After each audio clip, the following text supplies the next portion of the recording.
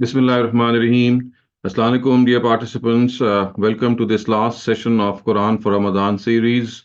Very soon, this month is going to just bid farewell, and we don't know whether we would be present in the next Ramadan or not. But one of the things that we have to understand and perhaps savor is that this Ramadan, we do hope, was a Ramadan which was spiritually blissful for us, something that we really enjoyed.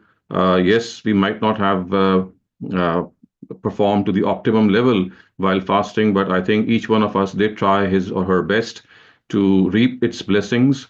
So, today in this last session, I'm going to talk about some of the takeaways of Ramadan, some of the things that we should actually continue in the rest of those 11 months that are now coming up, and at the same time, acknowledge the fact that this is a month that it started off. 29 days ago or 28 days ago, and how time flies that now we are sitting at its fag end. So, the first takeaway of this month of Ramadan is something for which this month is very famous for, and that is that this month is the month of the Quran. It was this in this month that the revelation of the Quran began, and it was because of this revelation that we have been asked by the Almighty to actually fast. So, the first takeaway of this month is that we must continue our living relationship with the Quran in a way that is very spiritual. It is something that we are able to continue with for the rest of those 11 months. It should not be something that we just indulge in this 1 month. Our relationship with the Quran, of course, is something that I've often talked of in our other sessions as well, that we must always have a good translation handy at our bedside. And today, even that is perhaps not needed because we have our phones, which have all kinds of translations. So please pick and choose a translation for yourself. So whether you hear it or whether you read through it, so it's like your own choice. But please, for the rest of these 11 months, make it a habit that you spend 5 or 10 or 15 minutes, whatever you can best afford, with the Book of God. And of course, as I said, that whenever a question arises while reading a translation, then it is the best to consult scholars or maybe a tafsir, which is relevant for that. Remember, tafsir is not something that has to be read. It's basically a book of consultation. It's like a dictionary. We don't read dictionaries; we consult dictionaries. So tafsirs are not. I mean, they are not meant to be read cover to cover. But the translation is something that we must read and keep on reading. And in fact, once we finish the Quran during the year, we should start off again. And every time, I think it's our experience that we come across new meanings, we come across new facets of this amazing book of God. So this is a lifelong learning, and this should continue. And remember, this reading of the Quran has two aspects. So one of these aspects is that a lot of our intellectual cloud or intellectual doubts that we have, they get cleared every time we read the Quran on various issues. And at the same time, there is another aspect of the Quran, and that is that we would like to become individuals who are high achievers as human beings. We would like to profess a good moral conduct. So the Quran also guides us. It reminds us of the goodness that all we all have in our minds. So God has created us such that our own person is such that we know what good and evil is, and our own conscience is the best judge. So, the major part of the Quran which relates to morality is not something in which it comes up for the first time what morality is all about. In fact, what it does is it reminds us of the good morals that we already have. God has already blessed us with these morals. All that we need to do is pay heed to them. So, this reading of the Quran, as I said, on the one hand, is able to clear our intellectual concepts, and on the other hand, it keeps on reminding us of the fact that we are individuals who must always profess a very high moral conduct. The second reading of the Quran, which also is very much suggested, is that please try in your life to make this target that you are able to learn Quranic Arabic. Quranic Arabic is not that difficult to learn at all. It's just some effort required, some persistent effort required for maybe a couple of years. And once you are able to do that, you'll find it to be a big achievement in your own life, a big feather in your cap, that when the Quran is being read, you'll be able to understand the Quran directly. When you are reading the Quran, you'll be able to understand the Quran directly. And I can tell you the impact that the words of God have on our heart is unmatched. It is unparalleled. No translation can match the original. So please do try to make this a target in your life, that you'll learn Quranic Arabic and set this as a target for your children, for your grandchildren. This is one of the greatest deprivations of our Muslim Ummah today, who live in third world countries in which Arabic is not the first language, that they are far removed from the Quran merely because they don't know the language. So my first takeaway suggestion is that please let us maintain this living relationship with the Quran that we began in this month. The second takeaway of this month is that, if you recall that we discussed this, that one of the very fascinating aspects of Ramadan is that it makes us aware of this accountability aspect towards God, which actually means that in spite of the fact that we can easily break our fast when no one is watching us, we can just sneak away and maybe eat something, but none of us does so. I mean, not only that, people who are normally not good human beings, even when they start fasting, they would never ever think of deceiving God, because they know that God is watching them. And I mean, even when no one is seeing them, they would still honor their word and not break their fast. So what does this mean? It actually means that we, all of us, consider ourselves to be in the presence of God. Whenever something of the sort tries to lure us away to break the fast when no one is watching us, we have this immediate feeling that what if, I mean, it's fine if no one is watching us, but we know that God is watching us. So this aspect of accountability in which we ourselves find ourselves in the presence of God is so direct that let us try to make this a habit of ours, in which when we spend the 11 months which are coming up, on each occasion when we are alone, on each occasion when we are tempted to do something wrong, immediately we connect ourselves to God, and have this feeling that if no one is watching us, at least God is watching us. He is aware of what we are doing. So just as we did not break our fast while we were, I mean, we could have done so easily because we know that He's watching us. So this feeling is something that is a very cherished feeling. It's a very prized feeling. We have to continue this feeling. We have to continue with this beautiful realization that God is someone who is always going to take our account. And so therefore, this accountability aspect is the second takeaway. This accountability aspect, if I can little elaborate a little more, is that let us revive in ourselves the spirit to evaluate ourselves in our various capacities. So, for example, we are brothers, we are sisters, we are daughters, we are mothers, we are sons. I mean, we have all these capacities. So, the accountability aspect is that we continue to judge ourselves, that how are we performing as brothers and sisters, and the various relations that we have. And if we do so, then that is like a check that we will always be imposing on ourselves. It's like a big check. And this is something that we have to do for the rest of those 11 months. And similarly, for example, other moral things like speaking the truth, not deceiving other people, not making any statement which is an exaggeration, not passing on hearsay. So, all these things which we already know, they are something that we abstain from in this world, or in this month, because of the fact that we taught ourselves that accountability is going to take place. So this sense of accountability must take place for the rest of the 11 months. Perhaps the best way would be that before we go off to sleep every day, let us review our day, how we performed, how we behaved in that day, what are the blemishes that emanated from us, and make a fresh commitment that we will not repeat them the next day. So the best way to do so, to indulge in that self accountability aspect, is before going to bed at night and reviewing our activities for the day. So this is the second takeaway of Ramadan, that the sense of accountability that we have revived and in fact energized ourselves with should continue, because this is the real thing. We have to face God one day, and that is the real accountability. That is going to be the day of reckoning. And if we have behaved in this world such that we have been always careful about what and who we are, that accountability aspect is going to be something. I'm not going to say it's going to be easy, it's just that we might expect it to be easy. The third takeaway of Ramadan.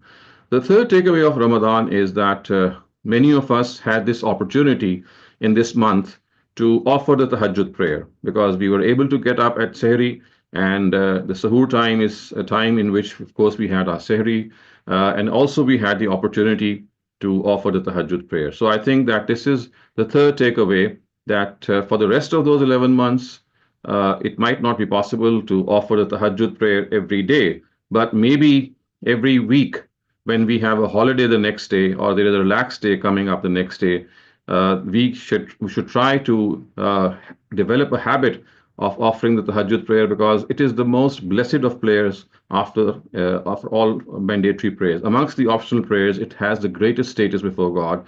It is a time in which the focus and attention of God towards us is the most. It is a time in which God says that I am waiting for my creatures to rise and ask for me anything that they need. So it's a very blessed time.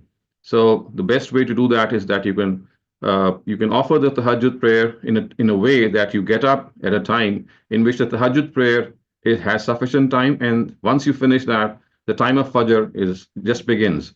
So these two prayers can be offered in an adjacent way by getting up just 15 minutes before the Fajr prayer. And as I said, if that can be done even once a week, then this would be a big achievement. The fourth takeaway of the month of Ramadan is that let us not stop fasting with the end of the month of Ramadan. So, as the Prophet would do, he would continue with some of the same optional routine of fasting for the rest of those 11 months. And we know from his beloved wife Aisha that he used to fast 3 days every month. And most of the occasions, she would say that these would be any 3 days of the month, but on another occasion, she said that it's mostly the 13th, 14th, and the 15th lunar date of every month that he would fast. Once when he was asked also that why would he fast on Mondays, and he would say that this is the day I was born, and when I fast on Mondays, I actually thank God that He gave me the opportunity to live this life. So the fourth takeaway is that let us be also vigilant in keeping some fasts in the rest of those 11 months so that the blessings of this month they remain with us, and the blessings of the fast itself they are numerous, and we all know how positively we are spiritually affected. So the fourth takeaway would be that we are able to form a routine of at least fasting once a month or maybe twice a month for the rest of these 11 months so that it becomes more of a habit for us. The fifth and last takeaway of this month of Ramadan is that one of the greatest things that we perhaps did develop while fasting was this trait of patience. So, patience is a huge virtue. And one of the narratives of the Prophet says that if you ask for patience, then if you are able to actually be granted this patience, then there's no greater a gift from God that can be granted to a person than patience. So, in patience lies so much that, I mean, all of us know.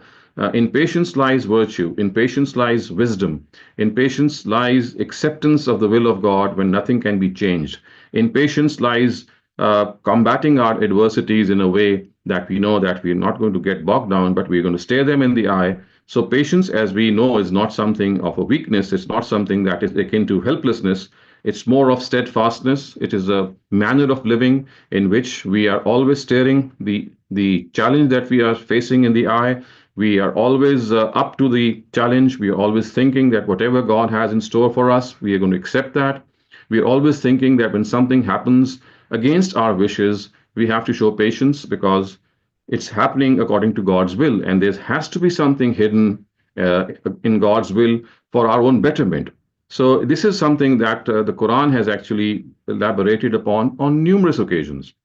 In fact, on more than one occasion, it has said that paradise, which the believers would be rewarded in the hereafter with which, is actually the reward of the patience that they showed in this world in the wake of adversities, in the wake of trials, in the wake of different sufferings that they were made to pass through. But they smiled every time they passed through these trials because they knew that these trials have come to make them stronger than before, to make them closer to God, to make them individuals who trust God for everything that He has done and will do for us. So these are the five takeaways that I had in mind to share with you. And I do think and pray and hope that all of us are able to carry on and carry forward this immense blessings, these immense blessings that we have perhaps reaped in this month, to the best of our ability, to the best of our performance, so that we are individuals who continue with all these good habits for the rest of the 11 months. So thank you very much for being part of this journey. Thank you very much for being in these programs, and we learn from each other a lot. And hopefully, inshallah, we will continue with this voyage. And it's over to you, Bisma, for our Q&A session. Thank you so much, Dr. Saleem. Thank you so much for taking us on this journey with you.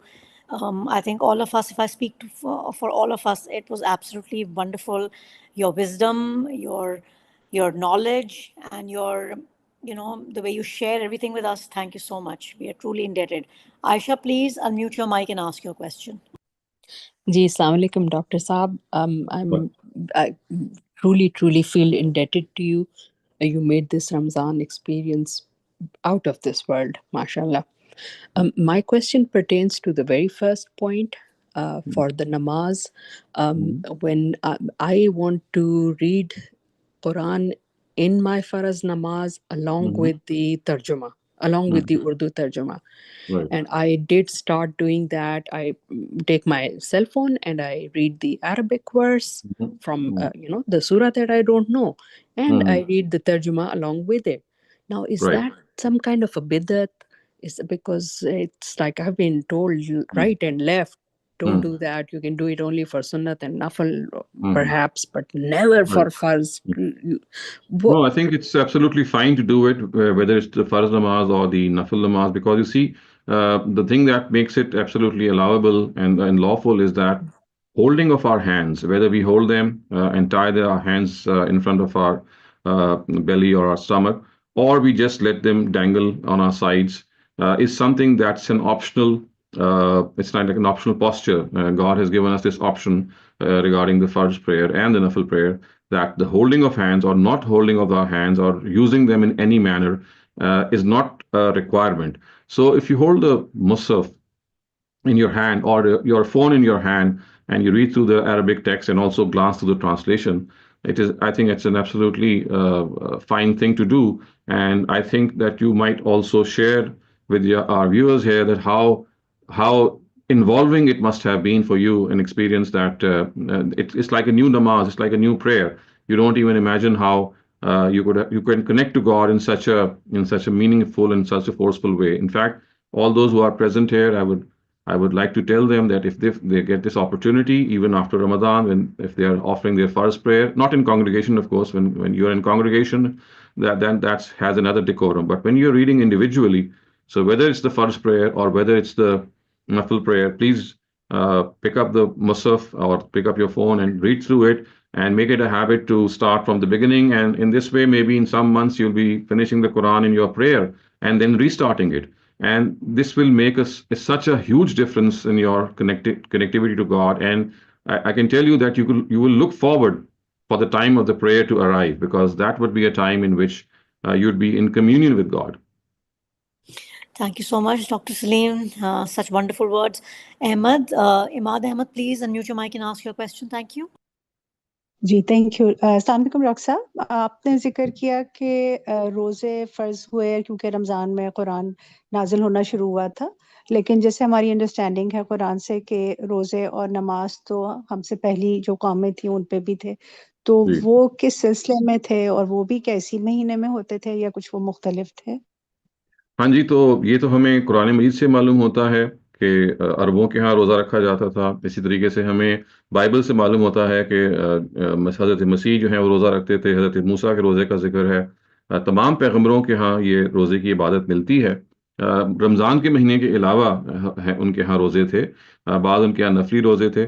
सो ये चूँकि इबादत के मामले में ये हम पहले discuss कर चुके हैं, चाहे वो नमाज हो, चाहे वो रोज़ा हो, ज़कात हो, हज हो, उम्रा हो या कुर्बानी हो, ये सारी इबादतें जो हैं ये शुरू ही से अंबिया अलैहिस्सलाम इनको ऑब्जर्व करते रहे हैं। इनमें कुछ चीज़ें थोड़ी सी फ़र्क ज़रूर रही हैं, जैसे मिसाल के तौर पे अपने अपने ज़मानों में जो नमाजों में जिस चीज़ की तिलावत की जाती रही होगी वो हज़रत मूसा के ज़माने में तौरात है, हज़रत मसीह के ज़माने में इंजील होगी। लेकिन पांचों नमाजें हैं जो पिछली उम्मतों में फ़र्ज थी, रोज़ों के मामले में भी हमें कुरान ने खुद बताया कि कमा कुतिबा अलल्लज़ीना मिन क़ब्लिकुम, ये आप पे ऐसे ही फ़र्ज किए गए हैं जैसे पिछली उम्मतों में फ़र्ज किए गए थे। सो अगर आप इसकी तफसील जानना चाहें तो इसकी तफसील मैंने किसी मौके पे एक लेक्चर में बयान भी की है, और हमारे उस्ताद गामी साहब ने अपनी किताब मीज़ान में वो इक़्तिबासात बयान कर दिए हैं, उनको वहाँ पे उन्होंने दर्ज कर दिया है कि जहाँ से आप ये देख सकती हैं कि बाइबल में कहाँ-कहाँ रोज़े का तज़किरा है, और इसी तरह से अरबों के यहाँ, जो इनको आप मुशरिकीन अरब कहते हैं, उनके यहाँ रोज़े की इबादत मौजूद थी। Thank you so much for that. Dr. Saleem, Hina Zaidi, please unmute your mic and ask your question.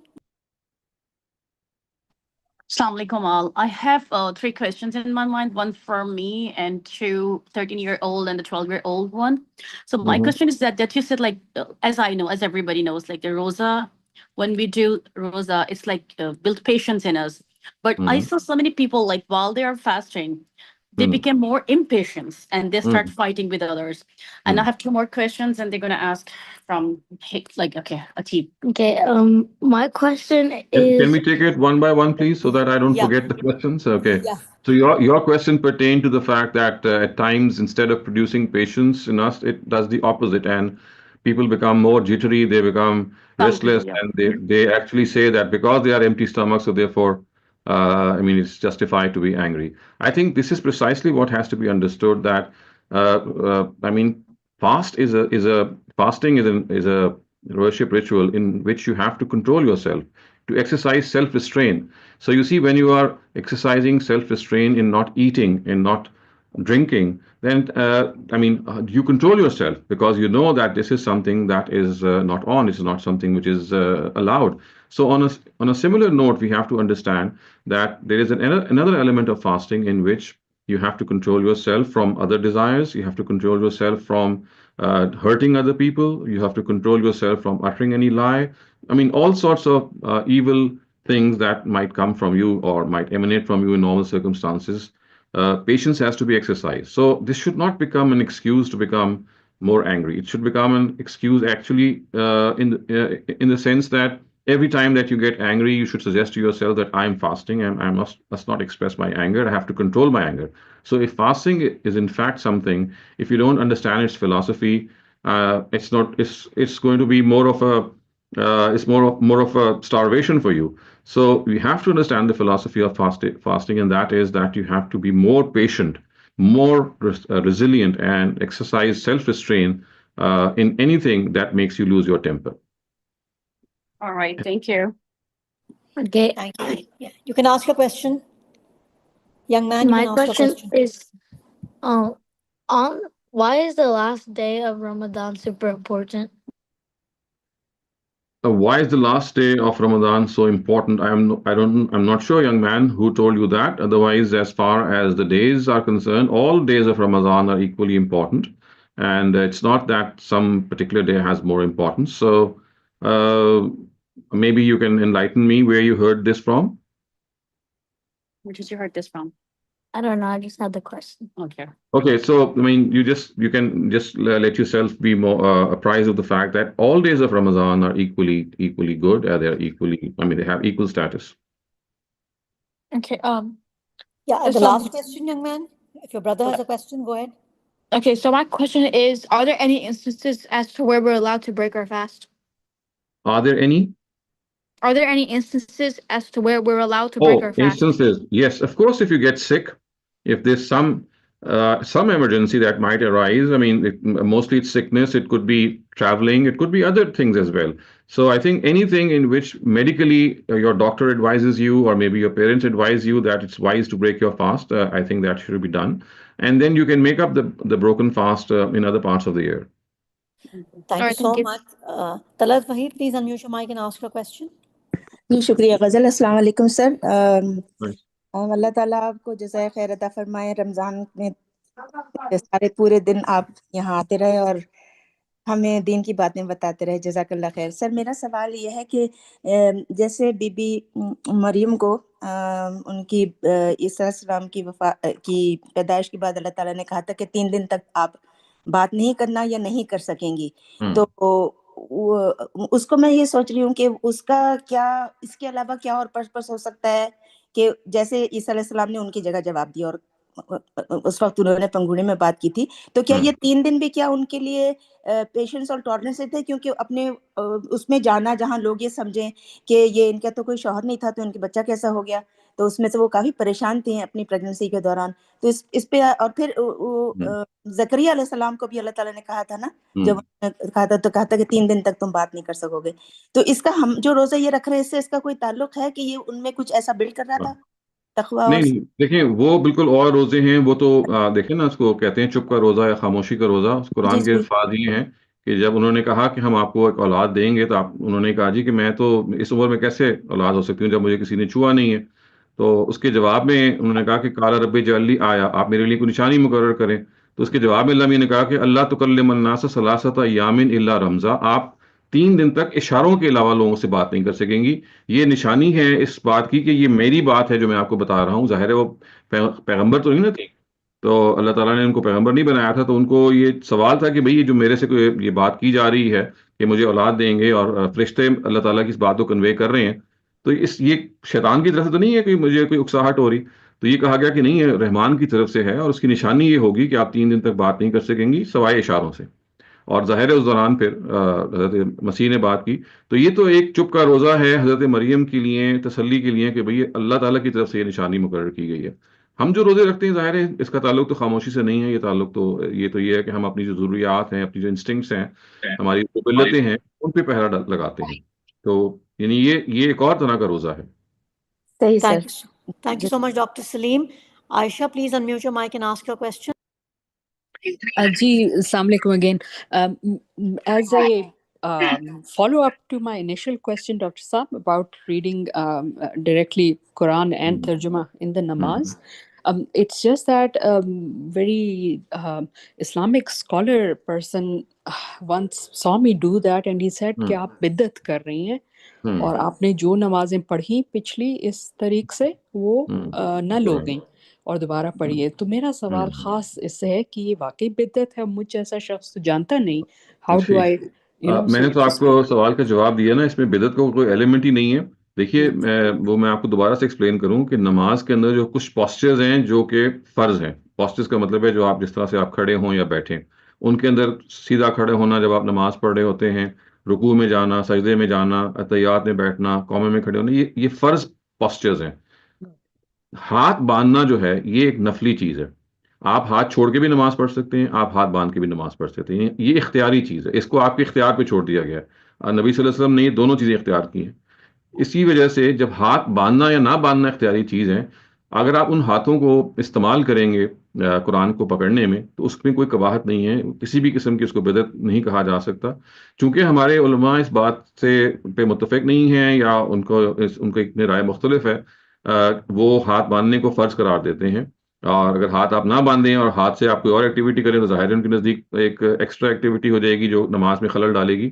تو یہ ان کی رائے ہے. میں تو آپ کو جو یہ رائے بتا رہا ہوں، جس رائے پہ میں نے اپنے اساتذہ کو پایا اور جس پہ مجھے اطمینان ہوا اسلامک ریسورسز پہ ریسرچ کر کے، کہ ہاتھ باندھنا بذات خود ایک اختیاری فعل ہے.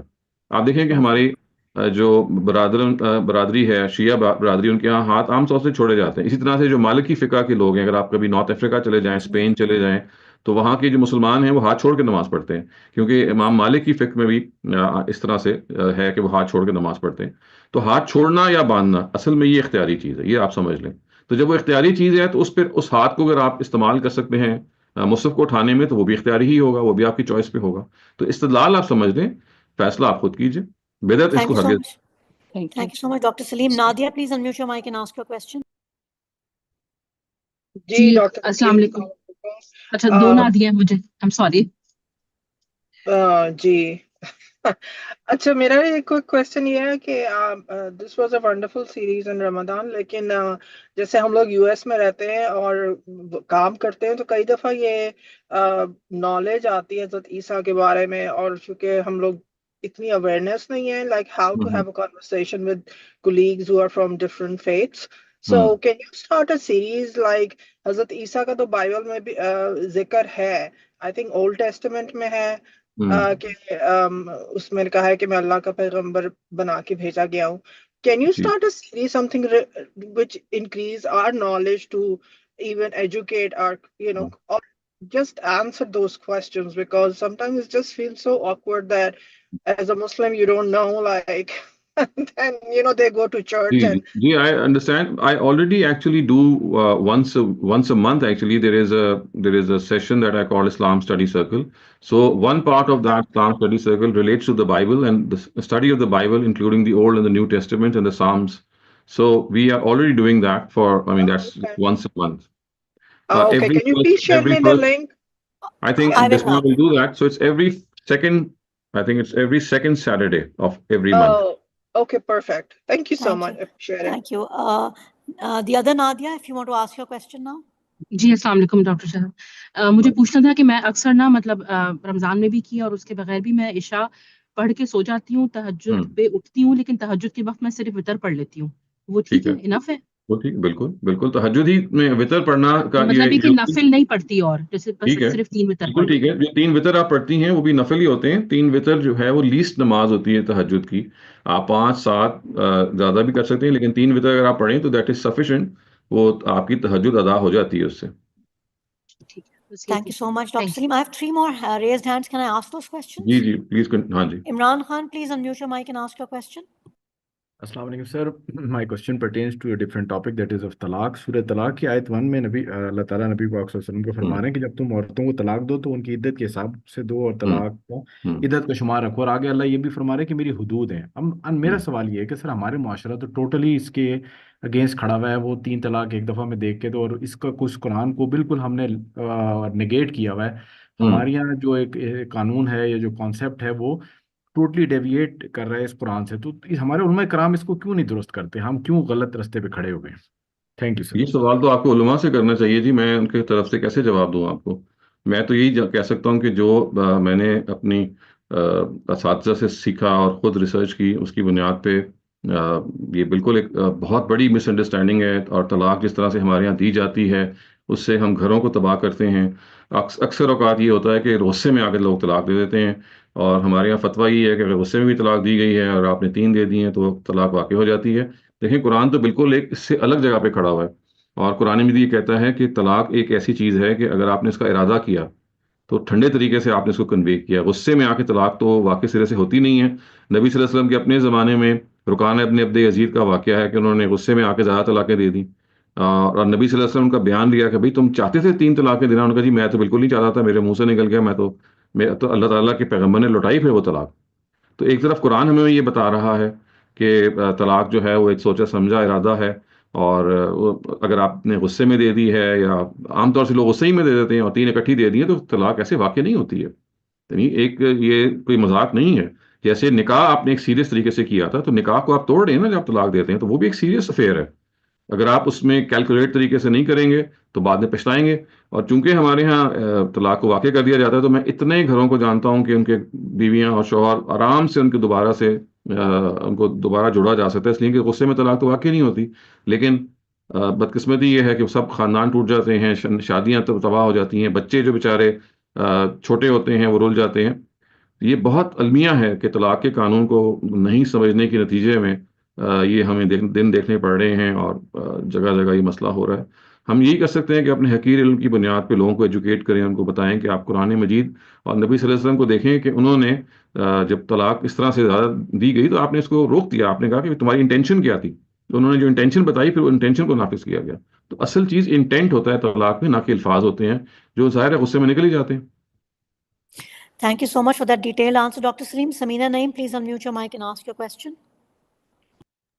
جی السلام علیکم. پہلے تو بہت بہت شکریہ جی فار دس ونڈرفل ایکسپیرئنس، بہت ریوارڈنگ تھا. اچھا یہ میرے لیے کوئی چیز اس اسٹیج آف لائف پہ بھی ذرا نئی تھی اور امیزنگ تھی. جیسے آپ نے نماز کے بارے میں بتایا، مجھے اسپیشلی مجھے ذرا کلیریفائی کرنا ہے کہ آپ نے جو کہا کہ ایک جو اسینشلز ہیں نماز کے، وہ یہ تو ہے کہ پہلے اللہ اکبر کہنا، پھر سورہ فاتحہ، اور اس کے بعد پھر یہ ہے کہ جو اسینشل ہیں یہ کہ آپ نے اللہ اکبر ہر سٹیپ پہ جو اسینشل ہیں وہ کہنا، اور ایک یہ ہے کہ آپ نے اٹھتے ہوئے جو کہنا ہے سمیع اللہ سجدے سے لمن. اٹھتے ہوئے. جی سمع اللہ دیکھیے لمن. پانچ یہ جگہ ہیں جو آپ اسینشل نے ہے اور نبی میں اینڈ میں دیکھی. سلام. جی بالکل. تو دیز آر اچھا دا 5 ایک instances. بس اس کے علاوہ جی آپ اپنی زبان میں نماز ادا کر سکتے ہیں, کوئی بھی آپ دعا اچھا کر سکتے ہیں. یہ کبھی کانسیپٹ ہوتا ہی نہیں کہ آپ سجدے میں جائیں تو سبحان ربی کے اعلیٰ نہ کہیں ہوں. یا آپ پھر اتحیات نہ پڑھیں. جی اس وہ اس چیز سے لیے کہ وہ آپ خیر ہے. بچپن سے ہم پروگرامڈ ہے نا, بچپن سے ایک ہی جی چیز جی سنتے ہوئے آئے ہیں, تو جب آپ میچور ایج میں آ جاتے ہیں تو پھر it's difficult to do away with things that are etched in our minds. تو یہ true. It's just a question of revisiting and unlearning a lot of things that are wrongly جی learned. بس میں نے reconfirm کرنا تھا کہ جیسے میں سجدے میں جاؤں I don't have it is not essential to say سبحان ربی اعلیٰ. نہیں اٹس ناٹ اسینشیل ٹو سے. آپ اچھا کچھ بھی اور اسی آپ کوئی طرح دعا کر سکتے ہیں. اتحیات بھی اسینشیل بالکل نہیں ہے. اتحیات بھی بالکل اسینشیل اسینشیل نہیں نہیں ہے. تحیات کی جگہ آپ وہ پورا جو قاعدہ کہتے ہیں اس کو, یعنی بیٹھنے کا جو پوسچر ہوتا ہے, ہے. جی جی وہ دعاؤں کے جی لیے جی ریزرو ہے. تو اس کی تو ہسٹری یہی ہے کہ ایک آدمی جو تھا وہ بیٹھ کے اللہ تعالیٰ پہ سلامتی بھیج رہا تھا, تو نبی صلی اللہ علیہ وسلم وہاں سے گزرے تو انہوں نے کہا آپ یہ کیا کر رہے ہیں؟ انہوں نے کہا جی میں اللہ پہ سلامتی بھیج رہا ہوں. کہ اللہ تعالیٰ سراپا سلام ہے, اگر آپ نے کچھ کہنا ہی ہے تو ایسے کہیں اتحیات للہ ہے. تو انہوں نے سکھایا کہ بھئی ایک طریقہ یہ ہوتا ہے اللہ تعالیٰ پہ سلامتی بھیجنے کا, بہت ساری اور انہوں نے اسکار سکھائے. تو وہ آپ کا جی طرز عمل یہ بتا رہا تھا کہ بھئی یہ دعا کا پوسچر ہے جو آپ بیٹھتے ہیں. آپ جو بھی دل میں آپ کی دعائیں آتی ہیں, اردو میں, انگریزی میں, فارسی میں, جو آپ کی زبان ہے, وہ آپ دعائیں مانگیں, اور کوئی اس پہ پابندی نہیں, آخر تک آپ دعا مانگتے رہیں اور دعا مانگ کے آپ سلام پھیر دیں. جی. Thank you so thank you much, so much. Dr. Saleem. I have no more raised hands, and I think everybody is extremely happy to join these sessions, and they're requesting to join all the other sessions on the weekend. So letting everybody know that I will be sharing the links so you can join us Saturdays and Sundays, inshallah, after Ramadan, when and as the sessions are announced. Thank you so much, Dr. Saleem. Truly, we are blessed that you shared your wisdom with us this Ramadan, and It was inshallah we my see you. honor and pleasure. Okay, inshallah. Thank you, Dr. Saleem. Khuda Hafiz. Allah. Khuda Hafiz, everyone.